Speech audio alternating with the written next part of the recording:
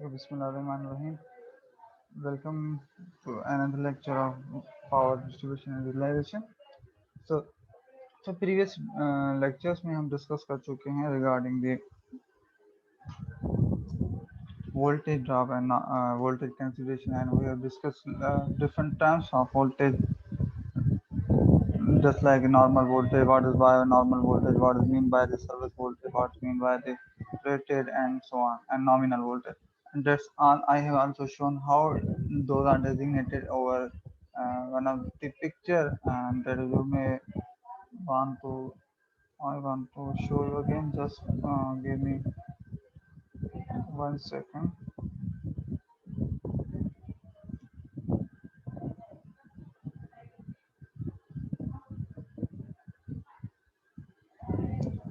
Okay, so I want to show you that because today's problem is associated with it. So if we uh, have all things in mind that we have already discussed, so that will be easy for us. Okay, this is the picture that I am discussing about. I have described regarding those in last lecture. What is that? Okay so last lecture में जो मैंने discuss की थी चीज़ें उसमें क्योंकि आज के जो प्रॉब्लम चीज़ें है हम voltage regulation end voltage drop से डिस्कस कर रहे थे तो फिर हम ये लाजम था कि हमें पता होना चाहिए कि डिफरेंट टर्म्स का मतलब क्या है so utilization voltage rated voltage service voltage nominal voltage and who is the responsibility lie on तो वो भी हमने डिस्कस किया था कि कौन से वोल्टेज किसके ऊपर रिस्पॉन्सिबिलिटी आती है ठीक है सो इन सब डिस्कशंस के बाद हमने अब आए थे लास्ट में कि हाउ इट लुक्स लाइक कि आपके पास जो है ना एक सेंटर से मतलब यहाँ पे सेंटर जो है आपका सर्विस स्टेशन से एक इक्विपमेंट तक या आपके रिसीवर तक वोल्टेज जो पहुंचता है तो उस पर डिफरेंट स्टेज पे ड्रॉप्स होती हैं और ड्रॉप्स जो होती हैं उसको हम कहते हैं वोल्टेज जो डिफरेंस ठीक है और वो एक नॉर्मल रेंजेस पे होने चाहिए as per the mutually agreed standards. Those are the standards of European and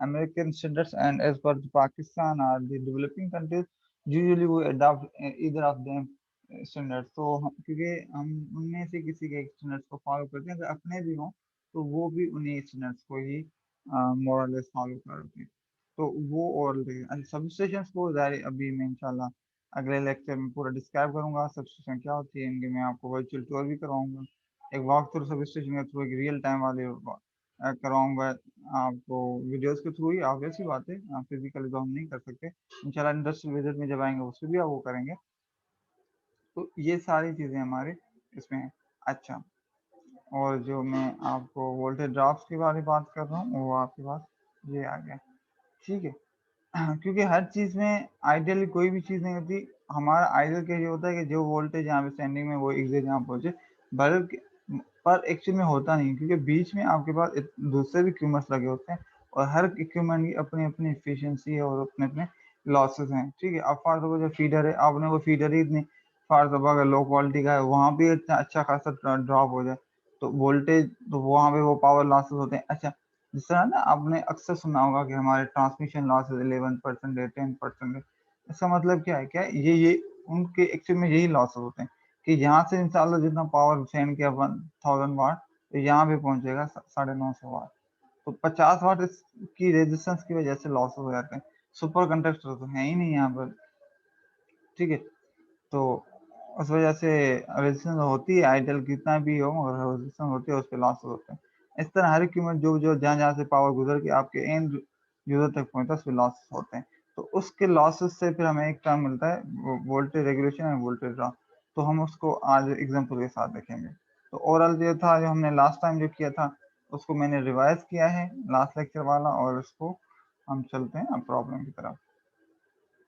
problem क्या है प्रॉब्लम यूं है कि एक आपके पास 11 kV के ऊपर 3-4 डिफरेंट लोड्स लगे हुए हैं ऐसे ही समझो कि जैसे आपके मिसाल गुलशन के पूरे रोड पे एक बड़ी लाइन जा रही है फॉर सपोज यूनिवर्सिटी रोड पे आपके पास ना लाइन जा रही है और हर गली में एक बड़ी गली है उधर ना आपके उसमें मिसाल हर गली में 10-10 आपके पास घर हैं तो एक टैपिंग वहां पे गई एक टैपिंग यहाँ पे गई एक टैपिंग यहाँ पे गई एंड सो ऑन ठीक है ऐसे ही समझो कि आपका पास एक सिनेरियो है कोई जिसमें वो जो है ओवरऑल यहाँ से लेके एंड तक, मतलब यहाँ पे जो मेन ट्रांसमिशन लाइन थी और ये उससे फिर 11 केवी की लाइन निकली है, यहाँ तक टोटल जो है ना 2 किलोमीटर के ऊपर आपके पास ये जो टैपिंग्स है। अब बात जो नोट करनी है ना यहाँ पे, जो ध्यान में रखनी है आपको, वो ये है कि जो रेजिस्टेंस है जो लास्ट लेक्चर में मैंने डिस्क्राइब किया था, वो डिपेंडेंट है आपके ऑन दी लेंथ, मतलब जितनी लेंथ होगी उतनी ज्यादा वो आपके पास रेजिस्टेंस हो जाएगी उस कंडक्टर की। सो अभी यहाँ पे अब ये चीज में रखिएगा। अच्छा, अब प्रॉब्लम की तरफ बढ़ते हैं। तो voltage calculate voltage drop and percentage voltage regulation के कितनी वोल्टेज रेगुलेशन है, जो कि हम चाहते हैं कि कम से कम हो, ताकि आपके पास वो वोल्टेज स्मूथ हो। एक ट्रेल एंड, ट्रेल एंड का मतलब है फाइनल एंड की तरफ है। ऑफ द फॉलोइंग 11 के डिस्ट्रीब्यूशन सिस्टम। अच्छा, सिस्टम है एस सी या अगेन एस सी टाइप का है आपके पास कंडक्टर है डीओजी, ये समझो कि इसके नाम रखे हुए हैं।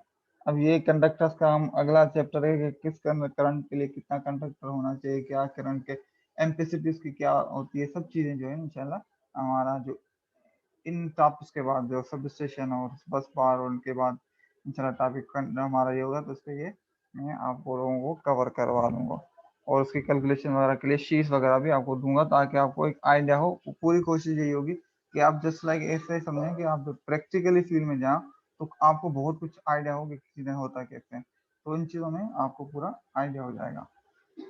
अच्छा, एस सी और डीओजी कंडक्टर की जो है उसकी प्रॉपर्टी लिख रही है। अच्छा, उसकी जो करंट मेन प्रॉपर्टी जिससे हम कंसर्न वो है 205।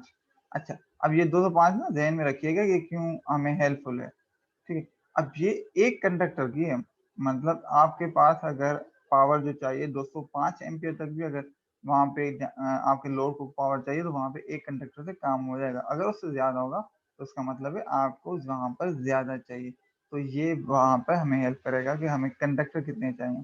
ठीक है, रेजिस्टेंस पर किलोमीटर के हिसाब से मैंने जिस तरह आपको कहा कि ये डिपेंड करता है on the length of the conductor. अगर कंडक्टर ही आपके पास 100 किलोमीटर का है, तो फिर ये रेजिस्टेंस उस हिसाब से आपके पास चेंज हो जाएगी। और यही चीज वजह है कि जिससे हमें फिर बाद में जो है ना ट्रांसफार्मर वगैरह की लोकेशन वगैरह डिसाइड करते हैं कि ट्रांसफार्मर कहाँ पे लगना चाहिए। क्यों? क्योंकि आपके पास मिसाल लो 100 किलोमीटर तक ट्रांसफार्मर नहीं लगाएंगे, तो मल्टीप्लाई बाय 100 करो तो ये तकरीबन तकरीबन आपकी रेजिस्टेंस हो जाएगी ये 27.33 ओम। तो इस पे अगर फॉर सपोज 205 एम्पियर जा रहा हो, 27 ओम, तो 205 मल्टीप्लाई बाय 27 करो तो कितने और वोल्टेज, एक तो पावर लॉस होगा, जो वोल्टेज ड्रॉप होगा, और उस वोल्टेज ड्रॉप जो है ना एक्चुअल में यूजर एंड तक तो बहुत ड्रॉप हो जाएगा, जो आपके रिक्वायर्ड लेवल जो थी एज पर स्टैंडर्ड उससे भी कम हो जाएगा। तो इन चीज़ों का ख्याल करना होता है और उससे डिसाइड करना है हमें ट्रांसफार्मर कहाँ लगाना है, ताकि वो वोल्टेज कंपनसेट हो जाए। ठीक है, ओके, सो दैट्स गुड। सो अभी हम आगे बढ़ते हैं। डेटा मिल गई हमें वोल्टेज रेगुलेशन। अच्छा, इसके अलावा जो हमें वोल्टेज रेगुलेशन जो है परमिसिबल लिमिट, मतलब 5%, 5% से ज़्यादा नहीं होनी चाहिए। अगर 5% से ज़्यादा होती है तो उसका मतलब है रजिस्टेंस नहीं है। तो पाकिस्तान में तो चलो यहाँ पर तो चीज़ें अभी इस तरह डेवलप नहीं हुई हैं, मगर बाहर ममालिक में इन चीज़ों की पेनल्टीज होती हैं। ठीक है, उनके प्रॉपर, क्योंकि ये इक्विपमेंट्स वगैरह से इनसे पता चल जाता है, क्योंकि इसका सिस्टम वगैरह ये वो बहुत सारी डेटा एक्यूजिंग इक्विपमेंट्स लगे होते हैं सब स्टेशन वगैरह पे, तो वो डेटा आपको पता चल जाता है कि आपके क्या हिसाब किताब चल रहा है। ठीक है, अच्छा, use load factor, power factor of 8.8 lagging, जो लेगिंग फैक्टर पावर फैक्टर है, क्योंकि एसी सिस्टम है तो आपके पास हमेशा पावर फैक्टर होता ही होता है। तो पावर फैक्टर लेगिंग है, मतलब इंडक्टिव लोड है, जनरली यही होता है, इंडक्टिव लोड ही होता है। तो 0.8 लेगिंग फैक्टर है। तो ये पूरी इसने डेटा दी, उसने हमें यहाँ पर ये भी डेटा है, एक्चुअल में ये भी डेटा है कि कौन से एरिया में कितना लोड है।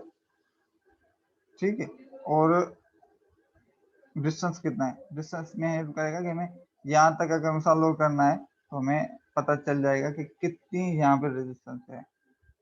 ठीक है, अगर 1 किलोमीटर की ये है तो 1.5 को मल्टीप्लाई करेंगे इससे, तो ये इस वजह से हमें हेल्पफुल है। अच्छा, ठीक है, गुड। तो ये डेटा हमें मिल गई। लोड ए 1500 किलोवाट का है, लोड भी आपके पास है, ओके, लोड भी 1800 किलोवाट का है, लोड सी 2000 किलोवाट का है। प्रैक्टिकली एग्जाम्पल को यूं करें, इसको मैं बढ़ा दूं, यहाँ पे मैं लोड डी लगा दूं, ठीक है, और वो मैं इसको 3000 किलोवाट का कर दूं, और सपोज उसमें यहाँ पे मैं कहूँ कि वो 4 किलोमीटर पे लगा हुआ है, तो मुझे बताओ कि यहाँ पर इस पे कितना वोल्टेज रेगुलेशन होगी। तो ये सब चीजें ऐसे ही हैं, जैसे अगर एक समझ में आ गया तो बाकी जितने भी है सब वैल्यूज पुट करनी है। तो उससे कंसर्न ना हो कि इतने बड़ा प्रॉब्लम हो रहा है, आप समझो कि आपको एक्चुअल में इतना प्रॉब्लम समझना है, ये वाला हिस्सा ये समझ में आ गया, बाकी तो बस चीजें रिपीटिंग ही हो रही हैं। तो उस वजह से पहले स्टेप को समझें कि क्या है। मैं इससे पहले आपको ना ये समझा दूं, वोल्टेज ड्रॉप का एक्चुअल फॉर्मूला हमारे पास है, वो ये है, voltage drop is equal under root 3 R into cos theta plus X into sine theta. X तो हमारे पास यहाँ पर ऑलरेडी दी हुई है कि रिएक्टेंस पावर, वो रिएक्टेंस 0 दी हुई है तो ये खत्म हो जाएगा, इनटू करंट, करंट कितना है, और नंबर ऑफ कंडक्टर पर phase multiply by 1000 into length of line. ये सारा हमारे पास पूरा वोल्टेज ड्रॉप का फॉर्मूला है जो कि हमें इम्प्लीमेंट करना है। अच्छा, अब हमारे पास रेजिस्टेंस जो मिली हुई थी वो थी पर किलोमीटर। अब इसको हमें करना है पर मीटर में, क्योंकि हमेशा जब भी कैलकुलेशन किए हो जा रहे हो तो उसमें जो यूनिट यूज हो रहे हो तो उसको कोशिश करें वही कॉमन रखें जो सबके हैं, से कैलकुलेशन सही है, अदरवाइज गलत हो जाएगी। अब क्योंकि बाकी चीज़ों में यूनिट्स जो है सिंपल मीटर्स में उनमें, तो हमें इसको भी किलोमीटर से मीटर में करना चाहिए, ठीक है। तो सिंपल सा डिवाइडेड बाय 1 किलोमीटर में 1000 मीटर होते हैं, वो किया, तो 0.2733 डिवाइडेड बाय 1000 आपके पास ये हो गया। एक मिनट, अच्छा ये आप लोग खुद भी कैलकुलेट करें, ये तो बहुत सिंपल है, मैं अभी यहाँ पे जो चीज़ चेक कर रहा था शोर थी, ओके। तो ये तो डिवाइड बाय कर दिया, तो ये वैसे ही डिवाइड में है तो ऊपर जाएगा प्लस में, और माइनस में आ जाएगा पावर, तो -4 में रख दिया आपने। ये 4 कहाँ से आ गया, ये तो एक 10 पावर 3 के बराबर है। 1000 इज इक्वल टू 10 पावर 3, तो 10 पावर 3 अगर नीचे है तो पॉजिटिव में, ऊपर जाएगा तो नेगेटिव हो जाएगा। और ये 2.2 से इसको 2.7 करेंगे तो नेगेटिव एक इसका भी आ जाएगा। तो ये ओवरऑल ये हो गया, सिंपल मैथ है जो कि मैट्रिक बेस की है, ठीक है। अच्छा, अब हमें पॉइंट ए जो थी आपकी, जो मैं एक्चुअली में दिखा दूँ, ये इसका लोड 1500 किलोवाट है और यहाँ का डिस्टेंस 1.5 किलोमीटर है, बस इस चीज़ को ध्यान में रखें। अब यहाँ पर आपके पास जो लोड है, लोड का मतलब करंट जो है वो पॉइंट ए पे कितना है, वो हम कैसे निकालते हैं, हमें वोल्टेज पता है, ठीक है, उसको हम डिवाइड कर देंगे, जो पावर पता है उसको डिवाइड कर देंगे वोल्टेज से, और तो हमें मिल जाएगा आपका वो क्या कहते हैं कि वोल्टेज और करंट।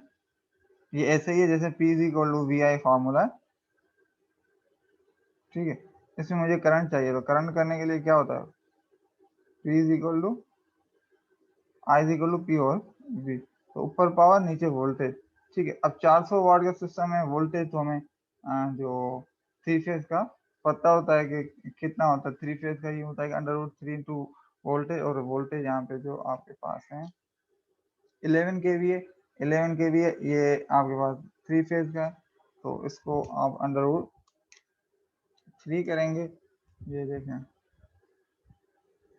किलोवाट पावर जो है वो 1500 किलोवाट है, किलो ये 10 पावर 3 किलो को शो करें, डिवाइडेड बाय 1.732 इंटू वोल्ट, 1.732 कितना है आपके पास फेज का, इंटू 11,000 मल्टीप्लाई बाय 0.8 जो पावर फैक्टर थे, ये पावर फैक्टर भी है।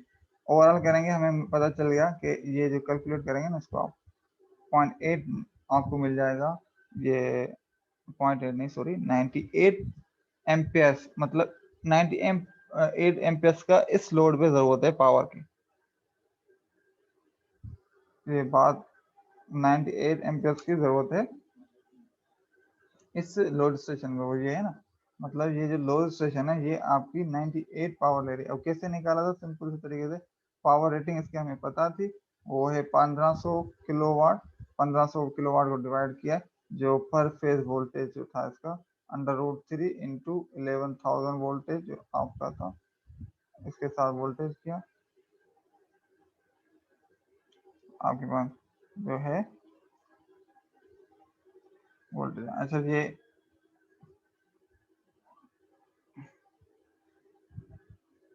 ठीक है, ये जो फार्मूला जो थ्री फेज का होता है पावर का अंडर रूट 3, इसके साथ हमने वैल्यूज निकाली हैं, जो फार्मूला था ना, P is equal to generally वो था, और 3 फेज में under root 3 V into I cos theta.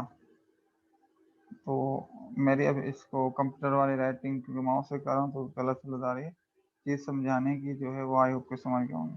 तो ये 98 एम्पियर इस तरह निकल गया। अच्छा, 98 को अगर नोट करें तो हमें 205 एम्पियर जो थी करंट रेटिंग दी हुई है कि एक कंडक्टर की, तो 98 उससे कम है, इसका मतलब है हमारा एक कंडक्टर से काम हो जाएगा उधर। ठीक है। लेंथ ऑफ ए लाइन, अच्छा वोल्टेज ड्रॉप का फॉर्मूला यहाँ पे आ रहा है, वही जो हमने डिस्कस किया। फॉर्मूला क्या है, length of line multiply by under root 3 into R into cos theta plus X sine theta. X मतलब रिएक्टेंस वो तो वैसे ही 0 है, इंटू करंट रेटिंग 98 है, आर हमें मिल गई है वो ये है, और इंटू cos फैक्टर जो है ये बराबर है आपका किसके, 9.8, क्योंकि वो cos फैक्टर मतलब पावर फैक्टर होता है, वो तो पावर फैक्टर 0.8 दिया हुआ है, वो पुट करेंगे divide by number of conductors पर फेज, जो कि अभी हमने कैलकुलेट किया कि वो 1 ही होनी चाहिए। तो ये सारी वैल्यू पुट करते हैं इसमें। So length of conduct line कितनी है, 1500 मीटर है। 1.5 किलोमीटर का मतलब होता है 1500 मीटर।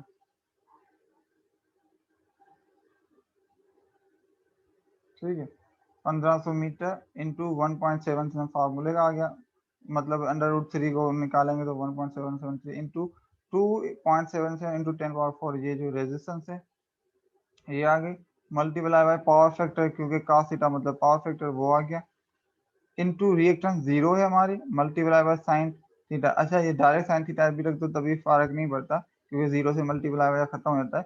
वैसे मैं बता दूं कि निकाला कैसे, ये ऐसे निकाला है कि मैंने पिछले लेक्चर्स में पावर फैक्टर वालों में हमने जिक्र किया हुआ है जीरो का, कि पावर फैक्टर होता है आपका बराबर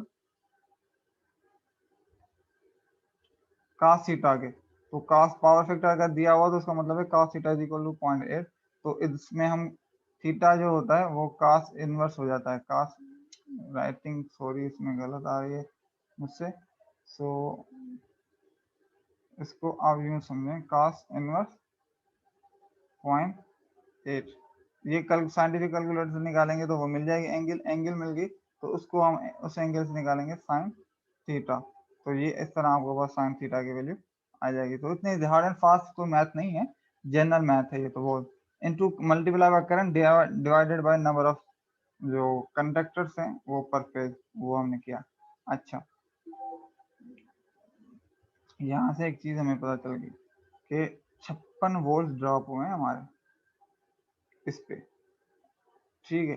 अब अब यहाँ पर जो आपके पास क्या कहते हैं कि वोल्टेज ड्रॉप हुआ है वो फेज लाइन कंडक्टर ए तक वो हुआ है 56। अब 56 से हम वोल्टेज रेगुलेशन निकाल रहे हैं। वोल्टेज रेगुलेशन का तरीका क्या है, पहले तो हम निकालेंगे डिफरेंस, रिसीविंग एंड पे वोल्टेज कितना है, जो sending end voltage minus voltage drop. मतलब ऐसे ही है ना कि मिसाल और मैं ये स्टेशन लगाया हुआ, ये मेरी स्टेशन है के इलेक्ट्रिक की, ये आपका घर है जहाँ पे पावर आ रहा है। यहाँ से आपने 11,000 वोल्टेज सेंड किया, 56 लाइन में ड्रॉप हो गया, आप तक पहुंचा है। आप तक मतलब मैं आपको कहूँ 11,000 ये लाइन में 56 ड्रॉप हो रहा है, तो यहाँ तक कितना पहुंचेगा, सिंपल सी बात है, इस 11 में से 56 माइनस करो, ये यहाँ पे जो वोल्टेज होगा वो आपका रिसीविंग एंड पे होगा, जो बिल्कुल यहाँ पर भी वो चीज़ की हुई है। 11,000 माइनस 56 ये हो गया, ये वोल्टेज रिसीवर एंड पे आया। अच्छा, जब ये वोल्टेज रिसीविंग एंड पे आया है तो सेंडिंग जो रेगुलेशन का फॉर्मूला होता है वो ये होता है कि आपके पास sending minus receiving divided by receiving multiply by 100, इससे आपको रेगुलेशन का मिल जाएगी, ये फॉर्मूला रेगुलेशन का। तो सेंडिंग था 11,000, रिसीविंग आ गया 1099 था, डिवाइडेड बाय 1099 इंटू 100, ये 0.15 पॉइंट सॉरी 51% जो है, जिसको आप अप्रोक्सीमेटली सेफ साइड कर दें कि आपके पास वोल्टेज रेगुलेशन जो है वो है आपके पास 0.52%, जो कि एक्सेप्टेबल है एज पर दी स्टैंडर्ड 5% एक्सेप्टेबल है। ठीक है, तो आपके पास ये एक्सेप्टेबल रेंज है। ये तो हो गया वोल्टेज ड्रॉप ए लाइन ए।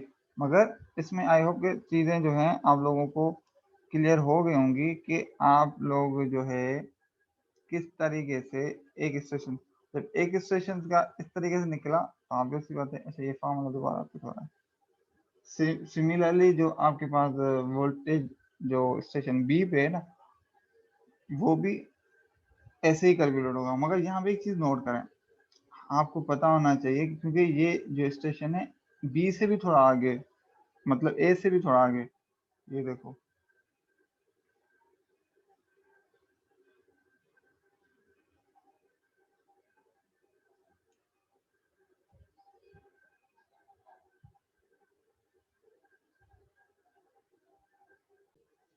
ओके, जो हमारे पास लोड ए पे जो है वो आपके पास जो रेगुलेशन है वो 0.51% है। मगर ये बात ध्यान में रखें कि आपके पास यहाँ तक जो वोल्टेज ड्रॉप हुआ था वो था 56, और ये जो स्टेशन है आपके पास और भी दूर है, जो कि तकरीबन है अराउंड 1.8 किलोमीटर, तो मतलब 1800 मीटर दूर है।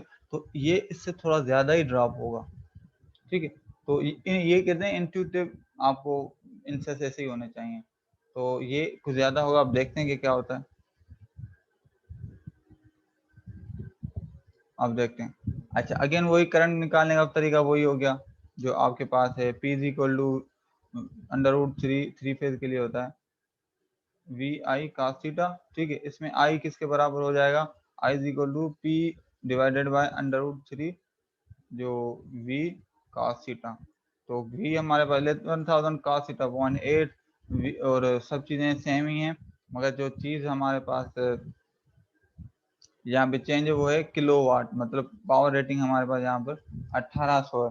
1800 पे हमारा क्या, तो हमें मिला 118 एम्पियर जो करंट।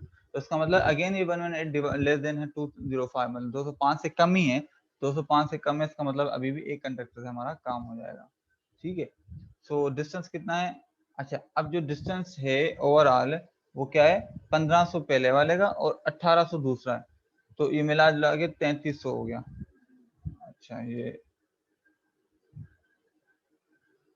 देखो, ये ऐसे ही मुझे डिस्टेंस चाहिए यहाँ से टोटल, क्योंकि ये है ना एक्चुअली में यहाँ से जो वोल्टेज जो आपके पास सेंडिंग आ रहा है यहाँ से निकल रहा है ना, तो ये 1.5 था, और ये तो मिला जुला के यहाँ तक कितना बना, 1500 प्लस 18 3300 मीटर, बस ये चीज़ है। और सिमिलरली सी भी जब कैलकुलेट करेंगे तो 3300 प्लस 2000 करेंगे तो ये बन जाएगा 5300, बस ये चीज़ ध्यान में रख लीजिएगा,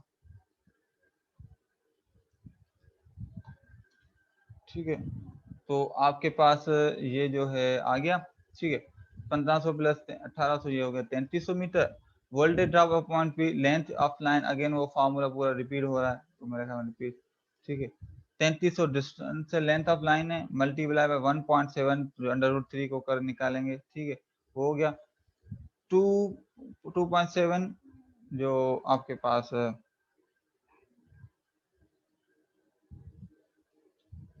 2.733 जो रेजिस्टेंस हमारी थी, 10⁻⁴। अच्छा एक चीज थोड़ा नोट कर लें, किसी ने नोट नहीं करवाई, तो ये 103 नहीं है, ये है 10⁻3।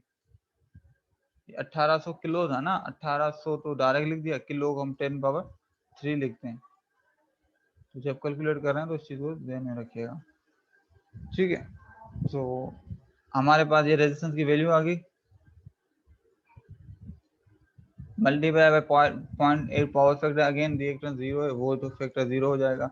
मल्टीप्लाई बाय अगेन हमारे पास करंट जो 118 आया है इसका, और डिवाइडेड बाय कंडक्टर जो कि एक ही चाहिए। तो ओवरऑल वोल्टेज ड्रॉप देखिए, पहले वाले में हमारा हुआ था 56, इसमें हो रहा है 147।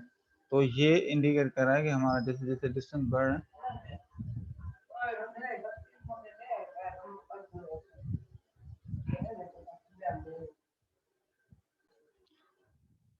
ओके, तो वोल्टेज ड्रॉप जो है आपके पास लोड बी पे हो रहा है, वो है 147 एज पर दी कैलकुलेशन अभी हमने की है। अच्छा, है बहुत सिंपल मैथ, मेन फार्मूला एक ही ध्यान में रखो, आपका जो है ना चीज़ समझ में आ जाएगी।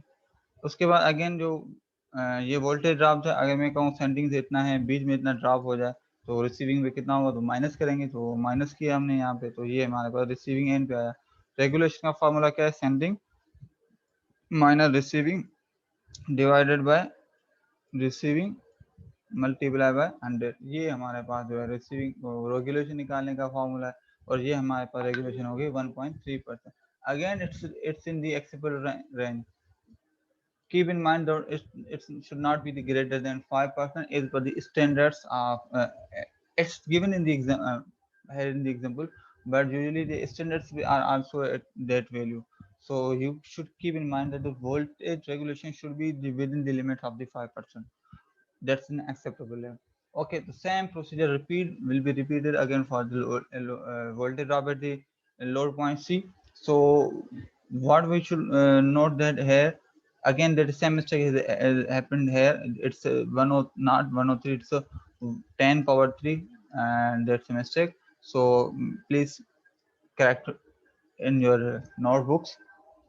So it's a power consuming at load point C, it's 2000 kilowatt. So 2000 kilowatt multiplied by 11,000 voltage.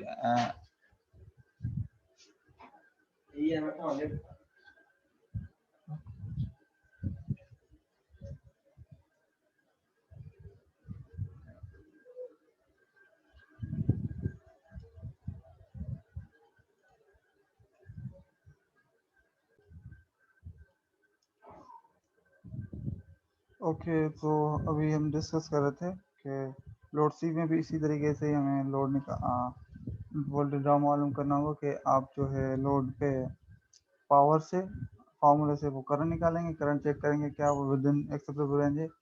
131 ampere आया जो कि 205 का कम है, तो मतलब it's still with in the acceptable range, that is the wire can carry current. ये ऐसे ही है जैसे मिसाल आपके पास वायर है ना, जो मैक्सिमम जो मिसाल दो घर में जो आपके पास एक वायर है और जो उसकी कैपेसिटी है कि वो मैक्सिमम 20 एम्पियर कैरी कर सकती है, उससे ज़्यादा करेंगे तो हीटर होकर खराब हो जाएगी मिसाल दो। ठीक है, अब 20 एम्पियर से आप वाले टायर से आप बेशक 1 एम्पियर 2 एम्पियर वाला है 3 एम्पियर वाला लोड भी चला सकते हैं, ये वो बिल्कुल वही कहानी है।